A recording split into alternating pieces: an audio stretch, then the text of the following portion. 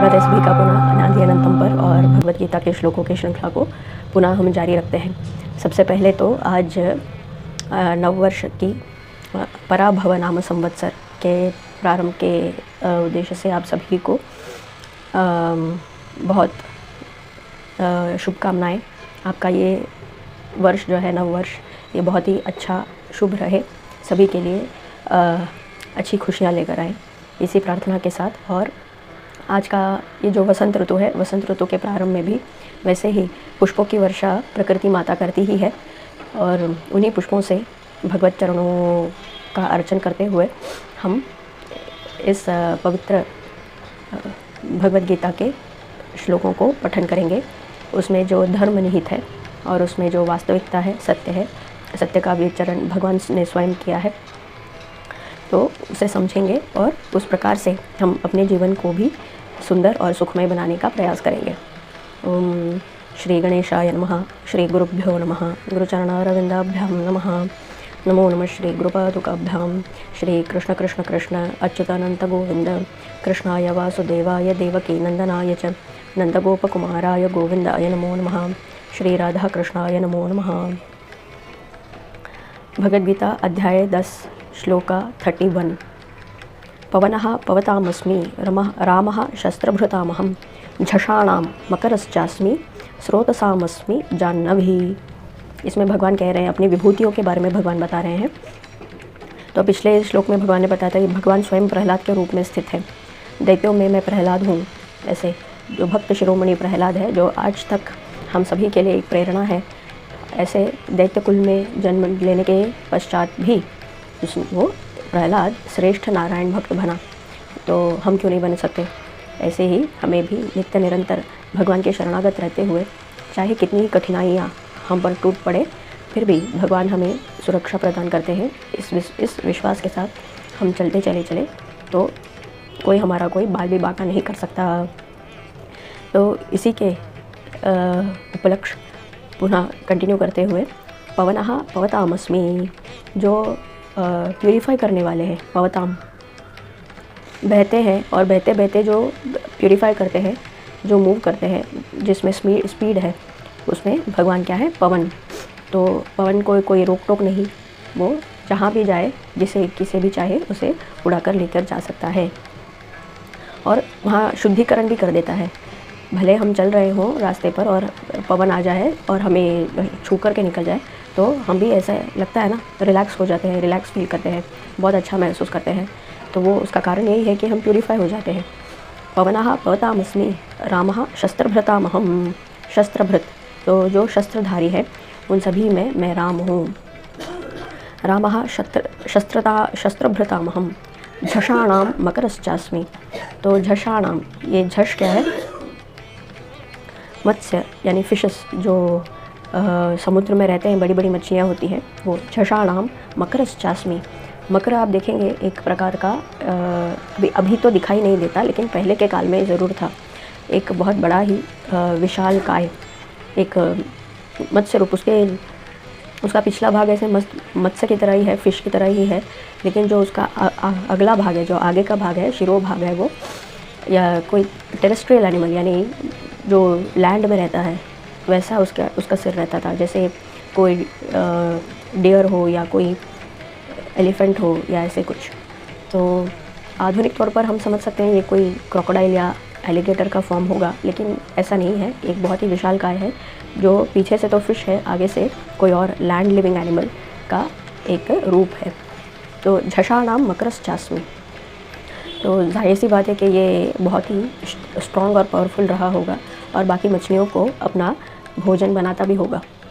झषाणां मकरश्चास्मि स्रोतसामस्मि जाह्नवी, और जो बहने वाली नदियाँ हैं उसमें मैं जाह्नवी हूँ, यानी गंगा हूँ, सबसे शुद्ध और पवित्र करने वाली गंगा। तो इसमें भगवान ने 4 विषय बताए और उन सभी में सर्वश्रेष्ठ और सर्वोत्तम प्यूरीफाई करने वाले उनकी विभूतियों के बारे में भगवान ने वर्णन किया है। एक तो है पवन, दूसरा है राम। राम तो तारक मंत्र है। राम नाम का जप करते करते हमारा मन शुद्ध हो जाता है, प्यूरीफाई हो जाता है, हमारे कर्म प्यूरीफाई हो जाते हैं और हम भगवान ब्रह्म पद को पहुंच जाते हैं। मकर, मकर भी ऐसे अशुद्धियों को दूर करता है। वैसे मकर वाहन भी है, गंगा का वाहन भी है, और वरुण भगवान के वाहन के रूप में भी मकर को दर्शाया जाता है। तो ये सब प्यूरिफाइंग, फिर से प्यूरिफाइंग एलिमेंट ही है। दूसरा स्रोतसामस्मि जाह्नवी, और गंगा जाह्नवी यानी गंगा का दूसरा नाम जाह्नवी है। तो बहते हुए नदियों में भगवान स्वयं गंगा का रूप बता रहे हैं। इसमें देवी भागवत पुराण में भी ये उल्लेख है कि गंगा जो है ये राधा और कृष्ण के अंग के द्रव के रूप में सबसे पहले अवतरित हुई, या सबसे पहले उन्हें सभी देवताओं ने उनका दर्शन किया था। तो जब राधा और कृष्ण ये गोलोक में जो थे वो द्रवित हुए, यानी वो लिक्विफाइड हुए, तो वो जल गंगा कहलाया। उस जल का नाम ही गंगा पड़ गया। तो गंगा और कोई नहीं, राधा और कृष्ण का ही अंग है, राधा और कृष्ण के ही स्वरूप है। तो ये सभी जो है प्यूरिफाइंग एलिमेंट्स हैं। तो हम अगर शुद्धिकरण होता है किसी का, हम अगर शुद्ध भी होते हैं तो वो भी भगवान का ही एक विभूति है, और वो भगवान से ही हमें प्राप्त होता है। पवनः पवतामस्मि, रामः शस्त्रभृतामहं, झषाणां मकरश्चास्मि, स्रोतसामस्मि जाह्नवी। अगला श्लोक नंबर 32। सर्गाणाम् आदिरन्तश्च मध्यम चैव अहम् अर्जुन, अध्यात्मविद्या विद्यानां बाधः प्रवदतामहम्। सर्गाणाम आदिर अंतश्च मध्यम च एव अहम अर्जुन। तो हे अर्जुन, मैं क्या हूँ? ये जो सर्ग है, ये जो सृष्टि है, इसका आदि हूँ, अंत भी मैं हूँ, और इसका मध्यम भी मैं ही हूँ। इस विषय के बारे में डिटेल चर्चा हमने पहले वीडियो में की है, तो वो आप ज़रूर देखिएगा। सर्गाणाम आदिर, आदि यानी स्टार्ट, इस सृष्टि का स्टार्ट भी मैं हूँ, बिगिनिंग भी मैं हूँ, अंत भी, अंतश्च, इसका एंड भी मैं ही हूँ, मध्यम चैव, और मध्यम, इसके बीच में जो आपको दिखाई दे रहा है ये सृष्टि जो है वो भी मैं ही हूँ। यानी सर्ग भी मैं हूँ, प्रलय भी मैं हूँ, और स्थिति ये भी मैं ही हूँ। अध्यात्म विद्या विद्यानाम, और सभी विद्याओं में मैं कौन हूँ? अध्यात्म विद्या। तो आत्मबोध, कोई भी व्यक्ति नाना प्रकार की विद्याओं में पारंगत हो सकता है, लेकिन आत्मविद्या के लिए बहुत ही निष्ठावान होना, बहुत ही तपस्वी होना, और बहुत ही पुण्यात्मा होना बहुत ही आवश्यक है। भगवान के अनुग्रह के बिना अध्यात्म विद्या किसी को प्राप्त नहीं हो सकती, आत्मबोध नहीं हो सकता, क्योंकि बाकी सारी विद्याएं जो है वो हम देखकर, पढ़कर ग्रहण कर सकते हैं, परंतु आत्मविद्या के लिए हमें भीतर जाना पड़ता है। हमारी इंद्रियों को निग्रह करके एक जगह पर एकाग्र करके रखना पड़ता है, और ये थोड़ा सा कठिन कार्य ही है, शुरुआत में तो कठिन ही है। इसलिए विद्या नाम, सभी विद्याओं में मैं क्या हूँ? आत्मविद्या। ये अध्यात्म विद्या भगवान की ही एक विभूति है। वादः प्रवदताम अहम, प्रवदताम यानी जो डिक्लेयर करते हैं, जो कोई अपने अपने वाक्य जो है वो बता देते हैं, या आर्ग्यूमेंट्स कुछ रखते हैं अपने पक्ष में जो बातें कोई स्थापित करने का प्रयास करता है, उनके वाद के रूप में, तो उन स्टेटमेंट्स या उनके आर्ग्यूमेंट्स के फॉर्म में भी जो लॉजिकल कंक्लूजन निकलता है, उस लॉजिकल कंक्लूजन के फॉर्म में भी भगवान ही हैं। वादः प्रवदतामहम्, सर्गाणाम आदिर अंतश्च मध्यमं चैव अहम् अर्जुन, अध्यात्म विद्या विद्यानां वादः प्रवदतामहम्। 33 श्लोका 33। अक्षराणाम् अकारोऽस्मि द्वन्द्वः सामसासिकस्य च, अहमेवाक्षयः कालो धाताहं विश्वतोमुखः। अक्षराणाम, और जो अक्षर है उसमें मैं क्या हूँ? अकारो अस्मि। तो जी कितने अक्षर हैं? 52। तो कुछ स्वर हैं और कुछ व्यंजन हैं, तो इन्हीं सभी अक्षरों में मैं क्या हूँ? अकारो अस्मि। तो सबसे पहला अक्षर जो है अ, वो भगवान है। क्यों? तो सबसे पहला शब्द, या जो सबसे पहला शब्द कोई भी बोलता है, कोई भी आप न्यूबॉर्न बेबी देखेंगे तो वो भी ऐसे ही करता रहता है। अनकॉन्शियसली भी और सबकॉन्शियसली भी कोई पहला शब्द जो व्यक्त करता है, अपने वाणी से व्यक्त करता है, वो आकार ही होता है। तो अ के बिना हम कोई और अक्षर का प्रयोग नहीं कर सकते। सबसे पहला प्रयोग आकार ही होता है। तो यही सृष्टि का एक स्टार्ट भी है और बीज भी है, तो इसलिए अक्षराणाम अकारो अस्मि, सबसे पहला अक्षर ही भगवान है। इस अक्षर से ही बाकी अक्षरों की उत्पत्ति हुई है, व्युत्पत्ति हुई है, इसीलिए भगवान अकार है। अक्षराणाम अकारो अस्मि द्वंद्वः सामसिकस्य, सामसिक मतलब क्या है, जो कंपाउंड वर्ड्स हैं या जो कंपाउंड्स हैं उसमें जुड़े हुए चीज़ों में भगवान जो है वो द्वंद्व यानी जो द्वैत है, जो अपोजिट नेचर्स है या जो अलगाव है, जो डिस्टिंक्ट आइडेंटिटीज़ हैं, वो भगवान हैं। अहमेव अक्षयः कालो, अहमेव अक्षयः कालो, तो मैं ही अक्षय काल हूँ। तो काल जो है वो अक्षय है, काल कभी ख़त्म नहीं होता। तो वो अक्षय जो अक्षय का अर्थ है जिसका क्षय नहीं, जिसकी क्षति नहीं, वो अक्षय है। तो काल हूँ, अक्षय काल भी भगवान का ही एक विभूति है। धाता हम विश्वतोमुखम, जो विश्वतोमुखम यानी सारे विश्व में जो स्प्रेड है वो, उसमें मैं कौन हूँ, धाता अहम, जो धारण करने वाला, जिसने इस समग्र सृष्टि को धारण करके रखा हुआ है, वो धाता, वो ही मैं हूँ। हम कहते हैं ना विधाता, वैसे वो धाता स्वयं भगवान ही हैं। 34 श्लोका 34 मृत्युः सर्वहरश्चाहम् उद्भवश्च भविष्यताम् कीर्तिः श्रीर्वाक् च नारीणां स्मृतिर्मेधा धृतिः क्षमा। सर्वहरश्च अहम मृत्युः, तो सभी हरने वाली चीज़ों में यानी डिज़ोल्व करने वाली चीज़ों में सबसे श्रेष्ठतम जो है वो मृत्यु है। मृत्यु से बाद कोई डिसोल्यूशन नहीं, वो कंप्लीट डिसोल्यूशन है। इसलिए सर्वहरश्च अहम मृत्युः, तो हरने वाली चीज़ों में मैं मृत्यु हूँ।